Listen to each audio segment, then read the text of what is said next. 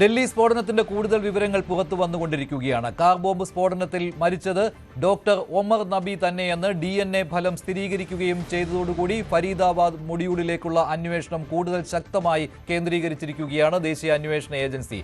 രാജ്യത്ത് ഒരേ സമയം വിവിധ സ്ഥലങ്ങളിൽ സ്ഫോടന പരമ്പരകൾക്ക് ഈ സംഘം പദ്ധതിയിട്ടതിനും തെളിവ് വന്നിരിക്കുന്നു. സ്ഫോടനത്തിൽ തകർന്ന I-20 കാറിന് പുറമെ ഫോർഡ് എക്കോസ്പോർട്ട്, ബ്രസ എന്നീ വാഹനങ്ങളും ദൗത്യത്തിനായി വാങ്ങിയെന്നാണ് ഇപ്പോഴത്തെ കണ്ടെത്തൽ.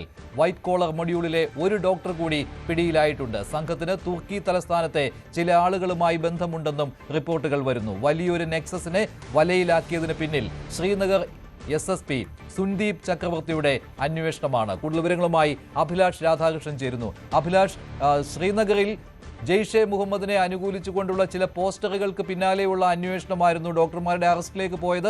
അതേ ദിവസം വൈകിട്ട് തന്നെ ഇങ്ങനെയൊരു രാജ്യത്തെ നടുക്കിയ കാർ ബോംബ് സ്ഫോടനവും ഉണ്ടാകുന്നു. അപ്പോൾ അതേ മൊഡ്യൂൾ തന്നെ, ഫരീദാബാദ് മൊഡ്യൂൾ തന്നെ, ഈ ഡോക്ടർമാരുടെ സംഘം തന്നെ ഈ വൈറ്റ് കോളർ ടെററിസത്തിന് പിന്നിൽ എന്ന കാര്യത്തിലേക്ക് വ്യക്തമായ തെളിവുകൾ കിട്ടിക്കൊണ്ടിരിക്കുകയാണല്ലോ ഇപ്പോൾ. ഏറ്റവും പുതിയ തെളിവുകൾ എന്തൊക്കെയാണ് ദേശീയ അന്വേഷണ ഏജൻസിക്ക് കിട്ടിയിട്ടുള്ളത്? മഞ്ജുഷ്, ഇപ്പോൾ ഈ ഡൽഹി ബ്ലാസ്റ്റുമായി ബന്ധപ്പെട്ട് ഞെട്ടിപ്പിക്കുന്ന വിവരങ്ങളാണ് പുറത്തു വരുന്നത്. ഇവർക്ക് ഈ സംഘത്തിന് തുർക്കിയിലെ ചില സംഘങ്ങളുമായി ബന്ധമുണ്ടെന്നുള്ള വിവരങ്ങളാണ് പുറത്തു വരുന്നത്.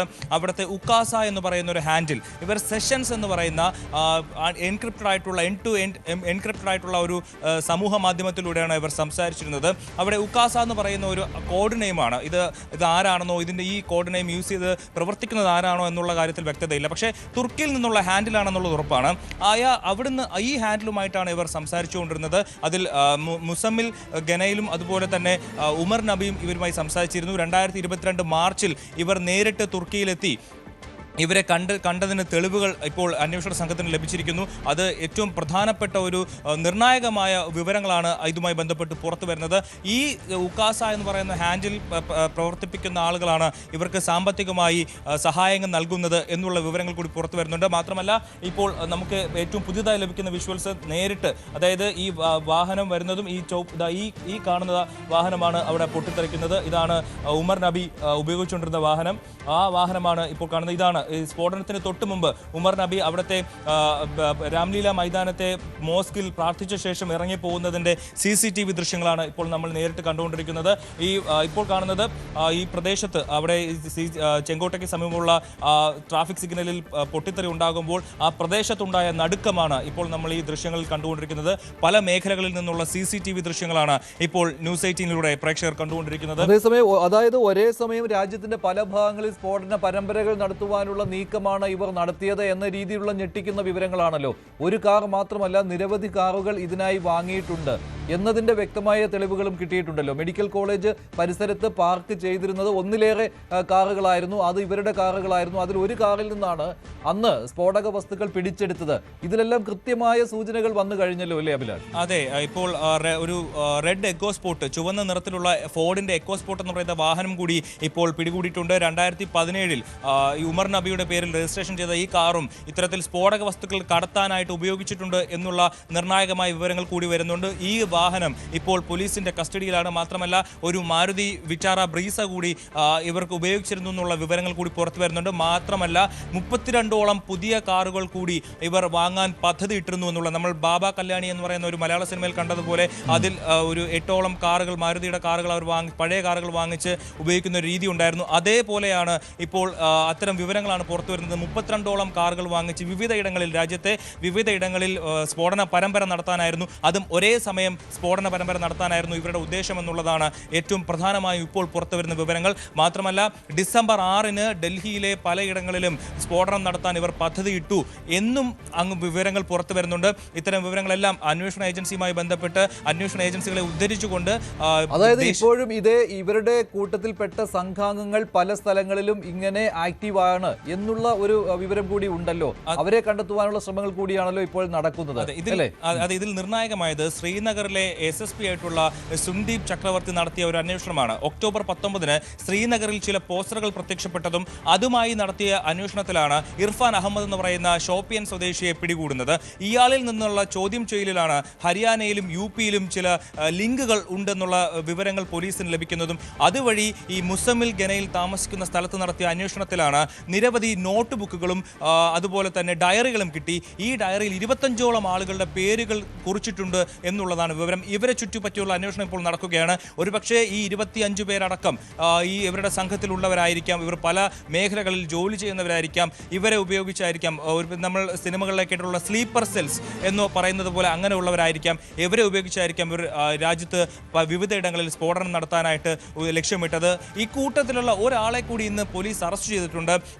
കാൺപൂർ സ്വദേശിയായിട്ടുള്ള മുഹമ്മദ് ആരിഫ് എന്നാണ് ഇയാളുടെ പേര്. ഇയാളെയാണ് ഇപ്പോൾ ഏറ്റവും പുതിയതായി അറസ്റ്റ് ചെയ്തത് എന്നുള്ളൊരു വിവരം കൂടി പുറത്തു വരുന്നുണ്ട്. അതായത് ഇപ്പോൾ നമ്മുടെ അന്വേഷണ ഉദ്യോഗസ്ഥർ NIA-യിലെ 10-അംഗ സംഘമടക്കം ഈ പിടിയിലായവരെ ജീവനോടെ പിടിയിലായവരെ ചോദ്യം ചെയ്യുമ്പോൾ ഒരുപാട് മേഖലകളിൽ ഈ ആളുകൾ വ്യാപിച്ചു കിടക്കുന്നുണ്ട്. ഇവരുമായി ബന്ധപ്പെട്ടുള്ള ആളുകൾ ഭീകരവാദ പ്രവർത്തനവുമായി ബന്ധപ്പെട്ട് കിടക്കുന്നുണ്ട് എന്നുള്ളതാണ് ഏറ്റവും പ്രധാനപ്പെട്ട വിവരം. മാത്രമല്ല ഈ ഷാഹിദ് എന്ന് പറയുന്ന വനിത, ഈ ജമാഅത്തുൽ മുമിനാത്ത് എന്ന് പറയുന്ന ജെയ്ഷെ മുഹമ്മദിന്റെ വനിതാ സംഘടനയുടെ നേതാവെന്ന് കരുതപ്പെടുന്ന ഇവരുടെ സഹോദരനായിട്ടുള്ള പർവേസ് സയ്യിദും ഇയാളും ഇത്തരത്തിൽ ഭീകരവാദ പ്രവർത്തനങ്ങളിൽ ഏർപ്പെടുന്നുണ്ട് എന്നുള്ളതാണ് ഏറ്റവും പ്രധാനമായും പുറത്തു വരുന്ന വിവരങ്ങൾ. ഇവർ സമൂഹ മാധ്യമങ്ങളിലൂടെ ഇത്തരം ഭീകരവാദ പ്രവർത്തനങ്ങൾ നടത്തുന്ന ആളുകളുടെ സന്ദേശങ്ങൾ കേട്ടും അത് പഠിച്ചും അതിലേക്ക് ഈ ഭീകരവാദ പ്രവർത്തനത്തിലേക്ക് എത്തുകയായിരുന്നു എന്നുള്ളതാണ് ഈ ഒരു വിവരം ലഭിക്കുന്നത്.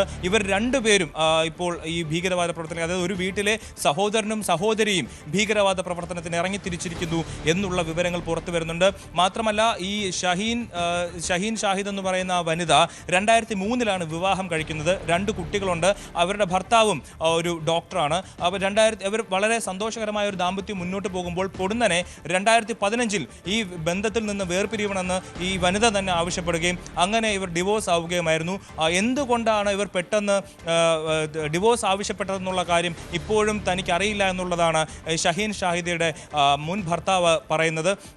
എന്തായാലും ഈ സംഭവം ഒരു ചെയിനാണ്. അതായത് 2020 മുതൽ തന്നെ ഈ ഡോക്ടർ ഉമർ നബിയും മുസമ്മിൽ ഗനയിലും അടക്കമുള്ള ആളുകൾ അനന്തനാഗിലെ ആശുപത്രിയിൽ ജോലി ചെയ്ത് വരുന്ന സമയത്ത് തന്നെ ഇത്തരത്തിൽ ഭീകരവാദ പ്രവർത്തനത്തിലേക്ക് ആകർഷകരാവുകയും അതുവഴി മുന്നോട്ട് പോവുകയുമായിരുന്നു. ഇവരെ എല്ലാം കോർത്തിണക്കിയത് രാജ്യത്തിനകത്ത് ഇർഫാൻ അഹമ്മദ് എന്ന് പറയുന്ന ഇമാമാണെന്നുള്ള വിവരങ്ങൾ പുറത്തു വരുന്നുണ്ട്. എന്നാൽ ഇവർക്ക് സഹായം വരുന്നത് ഉക്കാസ എന്നുള്ള പേരുള്ള ഹാൻഡിലുള്ള തുർക്കിയിലെ പ്രധാനപ്പെട്ട ഒരു ഹാൻഡിൽ നിന്നാണ്. മാത്രമല്ല ഇവർ സെഷൻസ് എന്ന് പറയുന്ന ഒരു സമൂഹ മാധ്യമം ഉപയോഗിക്കുന്നുണ്ട്, സിഗ്നൽ എന്ന് പറയുന്ന മറ്റൊരു സമൂഹ മാധ്യമം ഉപയോഗിക്കുന്നുണ്ട്, അതുപോലെ ടെലഗ്രാം ഉപയോഗിക്കുന്നുണ്ട്. ഇങ്ങനെ വിവിധ തരത്തിലുള്ള സോഷ്യൽ മീഡിയ ആപ്പുകളിലൂടെ സോഫ്റ്റ്വെയറുകളിലൂടെ മറ്റുള്ള ആളുകളിലേക്ക് എത്തുന്നു. അതീവ സുരക്ഷാ രീതിയിലുള്ള കാര്യങ്ങൾ സംസാരിക്കുന്നു. അങ്ങനെ രാജ്യത്ത് പലയിടങ്ങളിലുള്ള അഭ്യസ്തവിദ്യരായിട്ടുള്ള ആളുകളെ തങ്ങളുടെ കൂടെ ചേർത്തുകൊണ്ട് രാജ്യത്ത് വിവിധയിടങ്ങളിൽ സ്ഫോടനം നടത്താനായിരുന്നു ഇവരുടെ പദ്ധതി. ശരിയാണ് അഭിലാഷ്, എന്തായാലും വലിയൊരു പദ്ധതിയാണ് ഇവർ ആസൂത്രണം ചെയ്തിരുന്നത്. ഇവരിൽ 6 ഡോക്ടർമാരാണ് ഇപ്പോൾ പിടിയിലായിട്ടുള്ളത്. അന്ന് ജെയ്ഷെ മുഹമ്മദിന്റെ പോസ്റ്ററുകൾ ശ്രീനഗറിൽ പല ഭാഗങ്ങളിലും പ്രത്യക്ഷപ്പെട്ടതിന് പിന്നാലെ നടത്തിയ അന്വേഷണത്തിലാണ് ശ്രീനഗർ പോലീസ് ആദ്യം ഒരു ഡോക്ടറെ പിടികൂടുന്നത്. അതിനുശേഷം കഴിഞ്ഞ തിങ്കളാഴ്ച മറ്റൊരു ഡോക്ടർ കൂടി അറസ്റ്റിലാകുന്നു ഫരീദാബാദിൽ നിന്ന്. അതേ ദിവസം വൈകിട്ടാണ് ചെങ്കോട്ടയ്ക്ക് സമീപം ഒമർ നബി ഇങ്ങനെ ഒരു സ്ഫോടനം നടത്തിയത്. ഒമർ നബി തന്നെയാണ് ആ സ്ഫോടനത്തിൽ കൊല്ലപ്പെട്ടയാൾ. ആ കാറിലുണ്ടായിരുന്നയാൾ ഒമർ നബിയാണ് എന്നുള്ള കാര്യം DNA പരിശോധനയിലും സ്ഥിരീകരിച്ചു കഴിഞ്ഞു. ഇതിനിടെ നടത്തിയ അന്വേഷണത്തിലാണ് ഇപ്പോൾ ആകെ അറസ്റ്റിലായ ഡോക്ടർമാരുടെ എണ്ണം 6 ഉയർന്നിരിക്കുന്നത്. അതുമാത്രമല്ല ഓഗസ്റ്റിലും ഒരു സ്ഫോടനം നടത്തുവാൻ ആസൂത്രണം ചെയ്തിരുന്നു, പക്ഷേ അത് നടന്നില്ല. അതിനുശേഷം ബാബറി മസ്ജിദ് തകർക്കപ്പെട്ടതിൻ്റെ വാർഷികത്തിൽ ഈ വരുന്ന ഡിസംബർ 6-ാം തീയതി സ്ഫോടനം നടത്തുവാനുള്ള ആസൂത്രണം ഉണ്ടായിരുന്നു എന്നുള്ള ഞെട്ടിക്കുന്ന വിവരം കൂടി വരികയാണ്. ബാബറി മസ്ജിദ് തകർക്കപ്പെട്ട ദിനം വരുന്ന ഡിസംബർ 6-ന് ഡോക്ടർമാരുടെ സംഘം രാജ്യത്തെ വിവിധ നഗരങ്ങളിൽ സ്ഫോടനം നടത്താൻ പദ്ധതിയിട്ടിരുന്നതായും വിവരം വന്നിരിക്കുകയാണ്. 2 പേരടങ്ങുന്ന 4 ഗ്രൂപ്പായി സ്ഫോടനങ്ങൾ നടത്താനായിരുന്നു ഈ പദ്ധതി.